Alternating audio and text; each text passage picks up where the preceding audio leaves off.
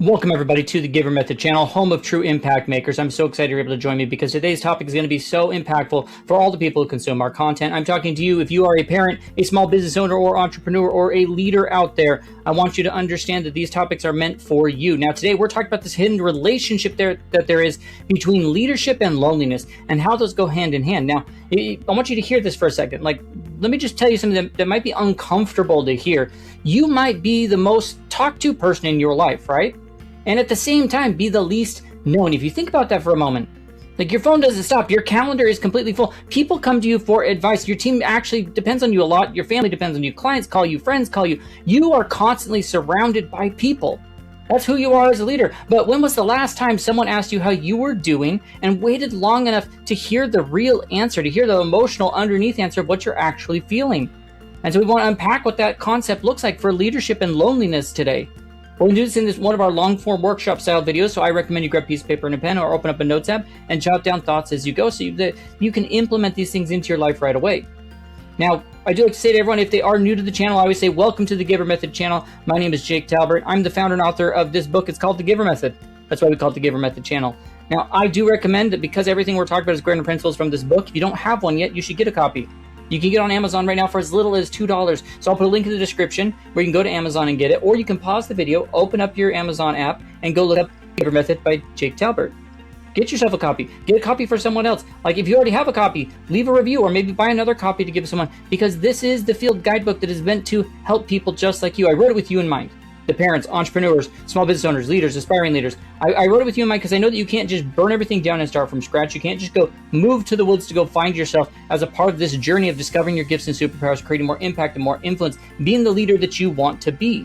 Now, I know that because I've walked the same path as you. I'm the father of 3 boys. I'm married. I'm running multiple businesses. I've been a leader inside of large organizations, inside those sea of cubicles, where you look around and feel like another cog in the wheel. Like I've been there. I've walked that path. So like everything we talk about is meant to fit into life that you're already living without shocking your system with all these new ways of doing it. At the same time, not making you have to reinvent yourself as a part of it. So get yourself a copy of the book if you don't have one. You can also go follow us on social media, Facebook, TikTok, Instagram, LinkedIn, all under the name The Giver Method. You can subscribe on YouTube. Of course, you can also go to thegivermethod.com for all of our different resources and coaching programs. I'll put some down in the description to our coaching programs. Some of those free resources you can go download. You can also get on our newsletter list there. All sorts of amazing things that you can do. Today, I want to talk about something that I think is far more leaders and parents, entrepreneurs, and some of the most high capacity people experience than maybe they're willing to admit. And it's this feeling that I know I've had time and time again. I've talked to so many people just like you about it. It's the loneliness that hides behind the full calendar. Not because you don't have relationships, but because somewhere along the way, those relationships quietly became responsibilities. And maybe you felt it. You spent all day solving problems, making decisions, encouraging everyone else, only to crawl into bed wondering why you still feel disconnected. And maybe you tell yourself, I'm tired, I'm stressed, or simply this is just what leadership costs. And I don't think that's true. Something else is happening, something so gradual that most people don't even notice it. And once you see it, you're never going to look at the relationships the same way again. Because what if the biggest thing draining your energy isn't your workload? What if the fact that you spent years being exactly like who everyone else needs, while slowly losing the places where you simply get to be yourself? Now, here's why that matters, because this isn't just affecting how you feel. Like this sort of a thing, when you show up in that sort of way, it doesn't, like your leadership, your parenting, how you run your business, how you interact with people, how you use your gifts and superpowers to make an impact. Like this isn't just something that affects you. It's affecting how you lead, how you make decisions, the patience you have with your spouse and your kids, your team, your creativity, the emotional capacity you have. Everything downstream of you feels the effect of you carrying this thing upstream. And that's why today's video is going to be very different for you. Like, I'm not going to tell you to reach out more. I'm not going to tell you to find better work-life balance. Like those aren't systems. Those are fun phrases people tell you to try to get you to take advantage of the things they're offering. Well, I want to show you this. I'm going to give you just 4 practical frameworks that are going to help you to rebuild the kind of relationships that every leader needs, but very few intentionally go out there and create. None of them require you to become any sort of a different person. None of them require you to overshare with anyone. But together, they can completely change how you experience leadership and how then you show up around the people around you. Now, before we jump in, I do want you to know something. Everything we're about to teach comes from my own journey. The stuff that we teach inside of the Giver Method, from coaching different leaders, entrepreneurs. I've worked with small business owners and entrepreneurs in both their personal as well as in their business and systems and operations for over a decade. I've been with so many of them and seen this transition. So I know that these things are true. And so we take those concepts that we have them in the book, which, like I said, you can get a link in the description, and also in our coaching programs through our Ignition Accelerator, where we work, with people to take the things that we're having this conversation today and the conversations we do each week, and we go and we implement them as a part of that. I've seen incredibly capable people have amazing businesses, lead incredible teams, and create beautiful lives while quietly wondering why they feel so alone. And like I said, I've been there before. I've been at those late nights thinking those. I've been those sitting in my office. I've been those at events thinking, should I just go home? Should I stay at this event? I believed, for years, I was carrying this by myself, the strength, that's what just strength looked like, because it's man, I'm just going to tough it out because that's what it's like to be a leader. That's not what strength is. What it is you're slowly disconnecting from the people that you love the most. But this is why the conversation matters so much, because I don't believe that you have to choose between becoming a great leader and staying deeply connected to the people who matter most and staying connected to the things that you want to accomplish the most. I think you can do both. But it starts with seeing something that almost nobody ever notices.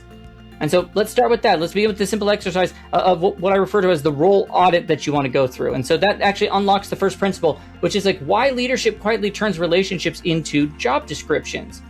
There's this structure that you built without even noticing it. And so that's this role audit that you're going to do, relationship audit that's a part of this. This is a big part of the Giver Method. The R in Giver Method is about relationship riches. It's is it a rich relationship if you could just if it's just defined on a roll sheet style thing like you would do for your business?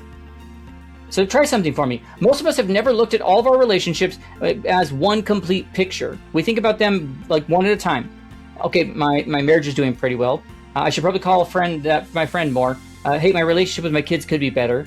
We evaluate these individual relationships, but almost never step back and ask, what does my entire relationship world actually look like? What is the whole picture? All of them combined.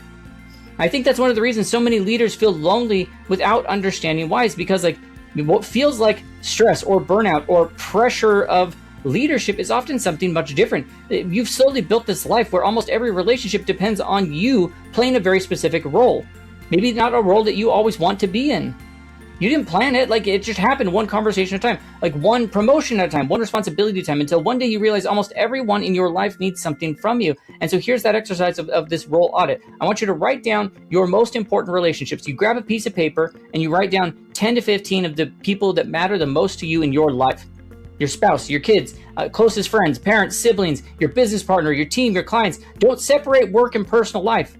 Put everyone on the same page, because we are looking for patterns, and patterns show up across different places. You'd be surprised how often when I'm talking to people about let's get your life and your business in alignment, that when we look at that from the whole picture, the thing that's in their personal life is impacting their business, or the thing in their business that's impacting their personal life. There's alignment issues all over that we have to focus on. So we want to be looking for the patterns across all of them. Then what I want you to do after you write down those 10 to 15 relationships, I want you to write down the role they need you to play beside each one of them. Write the role, what the role that relationship naturally asks you to step into. The boss, the provider, the problem solver, the mentor, the strong one, the encourager, the planner, the one who always knows what to do. And be honest, not what you wish it looked like what does it actually look like today? And for each one, ask this question that's going to change how you kind of perceive it. You go back through that list, and just one at a time, go through it, and you ask could I be off duty here? Think about that. With that role, could I be off duty there? Can I admit that I don't have it all figured out? Could I say I'm struggling? Could I ask for help instead of always giving it? Could I simply be the person who's still growing instead of someone who's expected to have all the answers all the time? And just write out yes, no, yes, no. What if I wasn't that person? How would that show up? Don't be surprised if you find, if you find that there's a lot of them. It's gosh, this is off. This is misaligned with who I am. We write down those yeses, no, if you find one, or maybe you don't find any as a part of that, you're yeah, I do, I could, or yes, I would change it. It's okay, well that shows something. Then what we do is we look for what I call the role creep. And this part nobody thinks about. You go back through that list and you ask which of these relationships used to be off duty? Maybe old friends slowly became a business contact. Maybe your sibling started coming to you only for advice. Maybe a relationship with your spouse slowly shifted to being like best friends, like to just we're running the house together. Like nobody planned for that to happen. It just happened. Little by little, relationships like picked up responsibilities until they started to feel more like assignments than places where you can rest. That's this idea of the role creep. Somebody is creeping into the role that you're playing. It's like, hey, we're going to make you this version of you without actually letting you be the person that makes that decision. And so it almost never fixes itself, which is why like I'd encourage you to revisit this exercise every like 6 months or so. Not because relationships are broken, but because your relationships are always changing. It makes it real easy for that role thing to creep back in on you. You know, if you don't intentionally protect places where you can like simply be yourself, your role will naturally keep expanding until they fill every relationship you have. And those are roles or like titles and things that just you never wanted, things that you didn't even want to pick up over time. Now, here's what I hope you take away from that. If you look at the paper and you realize almost everyone needs like you to be like the strong one, like or whatever, like don't beat yourself up. It isn't a character problem, it's just a design problem. You built a structure that helped you succeed. Well, now it's time to build one that helps you like stay healthy too. Once you see the structure that you've created, you can change it, and that's incredibly hopeful. You can actually start to put things in motion to change what that is. Now, the second principle that we want to cover, okay, this is the one meeting every leader needs, but nobody schedules. Now, this is a missing category that's a part of all this, so I call it the scene hour. Okay, this needs to be in your schedule. You don't have strong relationships. You have like this, you just have a shortage of one kind of them. Like let's put it this way. Like, you know, if we point something that honestly it surprised me when I first realized it. Most leaders don't actually have a shortage of relationships. If anything, that's opposite. Like their phone rings all day. People ask them for advice, team checks, family checks, like the family needs you, clients, friends reach out to you. Like you're surrounded by people. So the question is, how many of those relationships exist simply so someone can check on you? Not your business, not your family, but they check on you. Because those are two different things. You can spend your entire week talking to people and never actually feel seen. That's why I believe every leader needs this idea of what we call the scene, being seen hour. It's an hour that's protected for one purpose, not solving other people's problems, not talking about business, not networking, not catching up on work. You just make sure like the person carrying the weight is also being cared for in whatever way that needs to show up. What I've learned, good intentions don't survive busy calendars. If you've ever caught yourself saying something like, hey, we really need to get together sometime. Or hey, I've been meaning to call them.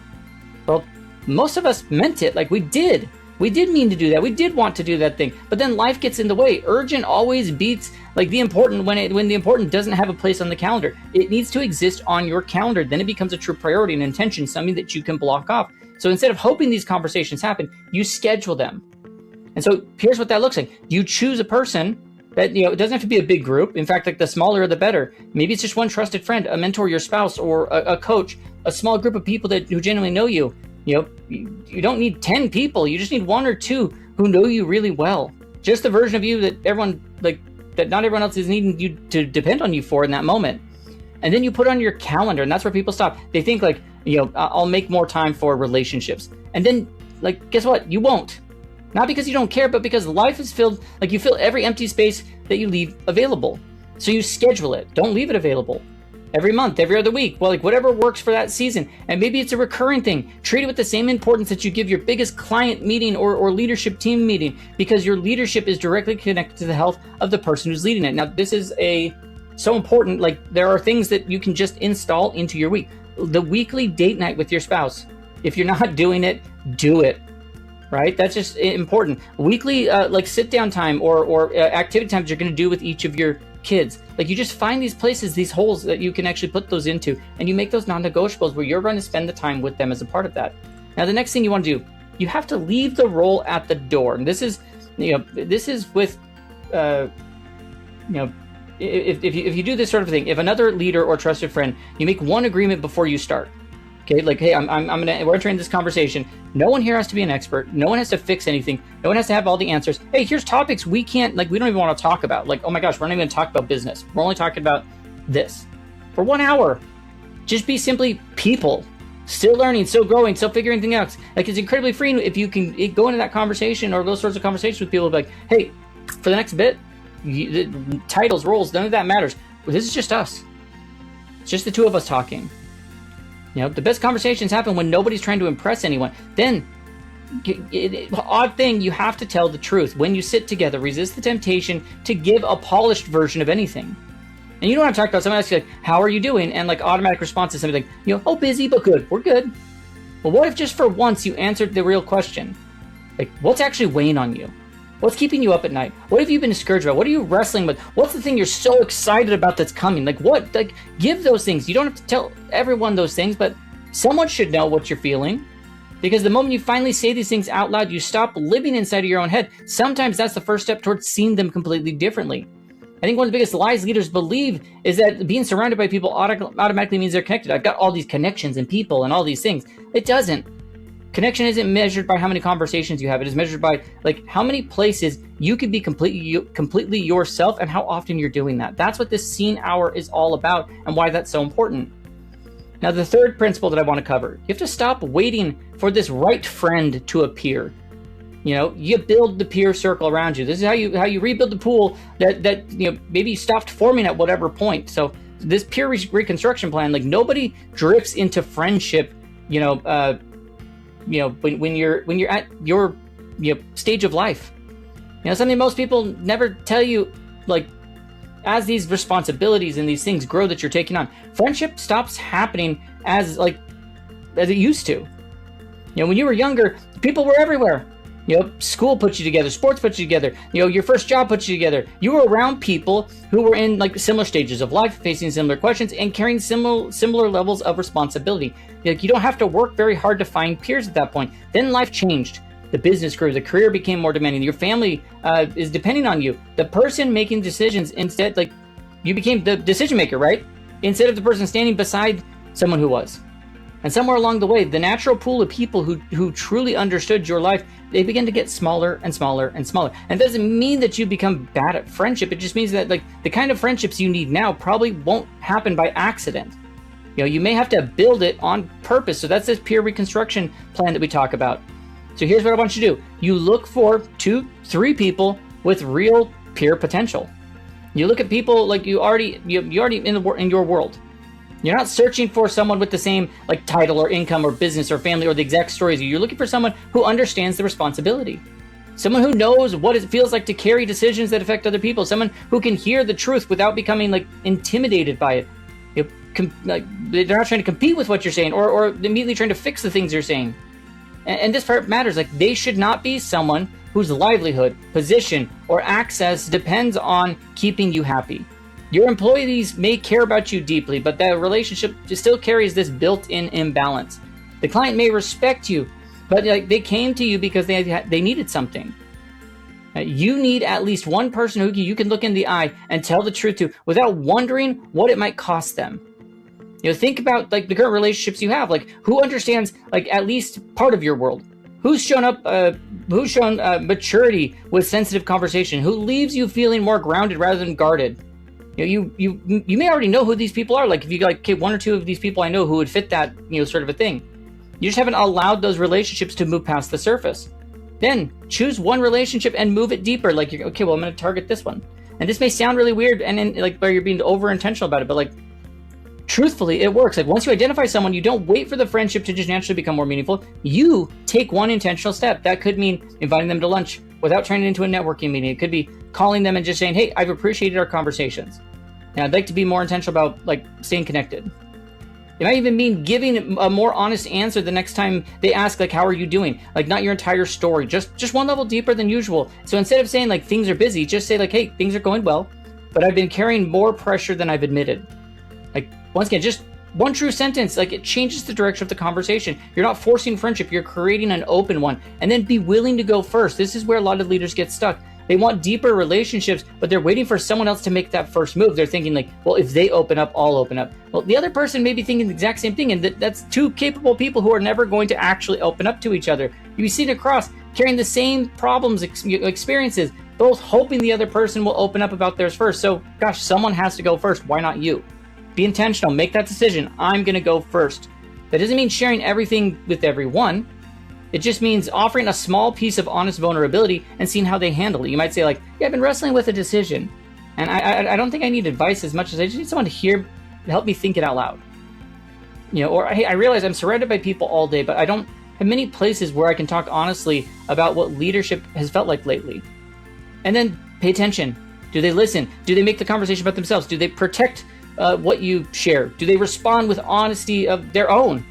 Like, trust doesn't have to be handed over all at once. It's built through one honest exchange at a time, and you just continue to build it from there. Then go where these relationships have a chance to form. Sometimes like you'll have to look through your current network and realize like, man, there truly isn't anyone that fits that. And that happens. It doesn't mean that something's wrong. Like, it just simply means that you've been searching in places where people around you like are carrying different kinds of life. And when that happens, don't try to force deep relationship with someone who doesn't understand the capacity or the things that you're carrying. Like, go where people carrying similar responsibilities tend to gather. Maybe it's a leadership community, a small mastermind group, a peer group, a professional association, a local business owner group, like a community built around parenting or faith or creativity or service, whatever. Like even like you may even start your own table. Like, you may be like, you know, I'm starting my own thing as a part of that. Whatever it is, invite 3 people to breakfast once a month. Whatever it is, like, create one rule that there's no pitching, there's no performing, and there's no pretending everything is fine. Ask real questions like, what's taking the most of your energy right now? What decisions are you carrying alone? Like, where are you succeeding publicly but struggling privately? Like, what do you need perspective on? That's how a room moves from networking to a relationship. Not through more impressive introductions, but through better questions and consistent honesty. Be patient with it. Like, a real friendship takes time. You're building trust through like repeated deposits. You show up, you listen, you tell the truth, you keep their confidence, you reach out when like you don't need anything just to reach out. You celebrate what's going on in their life and in your life. Like, you stay present with them. Gosh, all of these things, like the depth may take months to build. Like, that's no reason to delay.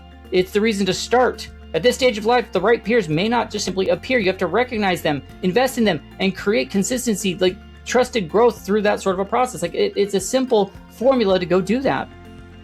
And then the last topic that I want to cover today is like, you have to stop make the biggest decisions inside your own head. Okay, there's this echo chamber that happens when you do that. Like, you know, you need voice from outside your own head as a part of all this. Narrowing, like, it feels like you get clarity on the inside, and it's something that can be hard to recognize when you're the person everyone comes to for answers. But that leadership isolation doesn't always feel like isolation. Sometimes it feels like clarity. Like, you've thought about the problem longer than anyone. Like, you know the history, you understand the risk, and you replay every possible outcome in your head. So when you finally land on an answer, it can feel settled. It can be like, okay, all right, I feel good about this. But here's the problem.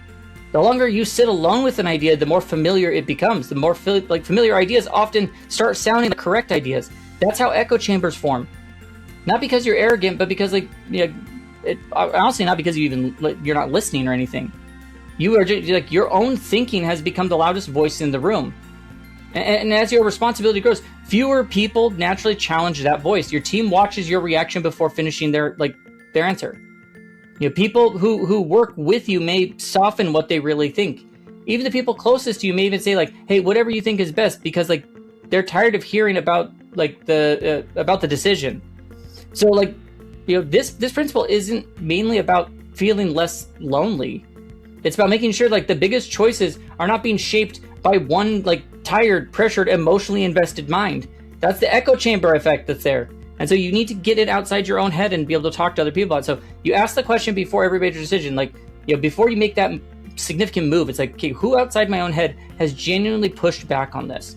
Not who knows about it, not who nodded along with it, not who told you it sounded good, like who challenged it, who questioned your assumptions, who pointed out a risk that you didn't see, who made you explain why this is the right decision instead of simply accepting it for what it is. If nobody has done that, then the decision probably hasn't been tested. It has only been considered. And those are not the same thing. Then remove the people who are you know, who have a reason to agree. And this is where you have to get honest with yourself. Not everyone gives you the input like that is giving you independent input, right? Your employees may respect you, but they still like they read your face before they answer. The vendor may have concerns and still want to keep your business. The partner may disagree, but decide the conversation isn't worth the argument. Even your family may support the decision simply because they don't want like the uncertainty, like if we don't, you know, they want the uncertainty of everything to end. That doesn't make their opinions dishonest. It just means like the relationship affects how freely they speak. So you look at people giving you feedback and it's like, hey, can this person tell me I'm wrong without fearing what's next? Can they disagree without losing money, without losing status, without damaging a relationship, without having to manage emotions afterward. When you remove everyone who has a reason to protect your approval, you may realize that there's nobody left. And that's not a failure, it's useful information. It tells you, like, your next step is not to make the decision faster, it's to find the independent voice as a part of that. Then with every major decision, you need to require at least one outside conversation before it moves. Like, that's part should just be baked as part of how you lead. And it's not something that you only when you feel uncertain. It's like, no, before any major hire or investment, partnership, launch, career move, family decision, like, have at least one conversation with someone who has permission to challenge you. Peer, mentor, coach, trusted advisor, someone who understands enough to ask intelligent questions, but like has no personal need to, like, for you to choose one direction for them. Like, don't ask them like, hey, do you think this is a good idea? Like, that question's too easy. Ask questions that create real examination. Hey, what am I missing? What part of this concerns you? What assumptions am I treating like facts? If this goes badly, what will probably be the reason? What would make you tell me not to do this? Again, those questions do something. They force the conversation past encouragement and clarity. And you're not asking someone else to make the decision for you. You're just making sure that, like, you can see the decision, like, from more than one angle before you own it. And then from there, give people permission to tell you what you can't see. Sometimes it is the person that has some direct tie to you, but you need to choose 2 or 3 people you trust to give, like, this standing invitation to be like, hey, tell me what I can't see. It's okay. You can be honest with me. And prepare yourself for what comes next, because eventually one of them will tell you something that you don't like. They may question the decision that you had. They may point towards that, point out your frustration that's affecting your judgment. They may tell you what you're calling patience is actually avoidance. Whatever. Like, your first response matters, but, like, if you become defensive, if you try to explain everything away or punish their honesty with distance, like, they learn not to do that again. So even if it stings, start with, like, hey, thank you for telling me that. Once again, you don't have to agree with them. You have to change their decision on the spot. You don't need to protect the kind of relationship. All you want to do is just, like, all right, I'm acknowledging what they said. And then I want you to look backward and take, like, the 5 biggest decisions that you've made over the last 3 years. And for each one, be like, well, who challenged my thinking on it? Who had nothing to gain with agreeing with me? Who helped me see what I couldn't see on my own? Like, if the answer is nobody, then, like, don't blame yourself. Learn from it. You may have made a good decision, but still made it with less perspective than you actually had available to you if you would have actually opened up. You can be intelligent and experienced and thoughtful and still miss something. That's part of being human. The danger comes, like, when success convinces you that your ability to make good decisions means you no longer need honest resistance, people to push back on you. There's conversations you're avoiding, your questions that nobody's asking you, there's concerns people are afraid to bring up. That's the echo chamber. Like, gives your decision something in, like, isolation can never like, okay, well, hold on, I need to break out of this and actually get the perspective I need to make the decision, actually a real decision that's going to move us forward. Now, before we wrap up, I want to leave something with you. I want to leave this thought with you. While you've been watching this video, like, I have a feeling maybe someone came to mind, maybe a friend. Maybe it was a mentor, a spouse, or another business owner, someone you trust, or maybe it's someone that you used to trust before life got busy. Whoever came to mind, I want you to consider something. There's a good chance they're caring more than you realize as well. In fact, like, they may be asking themselves many of the same types of questions. They may be wondering where they can finally stop performing, where they can stop pretending everything's fine, where they can just be honest with somebody. Sometimes 2 people spend years waiting for other people, like waiting for the other person to go first. Meanwhile, both of them are carrying the exact same weight or very similar weight. That's why I believe one honest conversation can change so much. Not because it magically fixes everything. It breaks the silence. Silence is often, like, what keeps the loneliness alive. So today, we didn't just talk about leadership. We talked about, like, how, okay, well, let's rebuild something that leadership quietly takes away. How do we recognize the relationships if we take away the roles and the relationships we need? How do we build those relationships we need? How do we learn the quality of leadership? Like, how do we disconnect it from our own voice as a part of that? Now, here's what I hope you remember. Nothing is wrong with you. You didn't wake up one morning and decide, like, I'm going to be isolated. Like, no, you got here the same way most leaders do. It was through a promotion, the responsibility, the decision, the sacrifice. You built a life that helped you to succeed. And now it's time to build one that helps you stay healthy, happy, and connected. It starts with just one conversation, 1 hour, one relationship, one honest step forward. Now, if you're sitting there thinking, like, yeah, I know I need this, I just don't know where to start. Well, that's exactly what we help people with when we do our 2 coaching programs. We have our Ignition Accelerator program and our Full Stack Partnership program. Like, these 2 things are going to help you in those ways. Ignition Accelerator is a 90-day experience built to help you stop carrying everything alone, where we're just like, hey, let's find the ways that we can take the gifts and superpowers you have and install them in the life you're already living.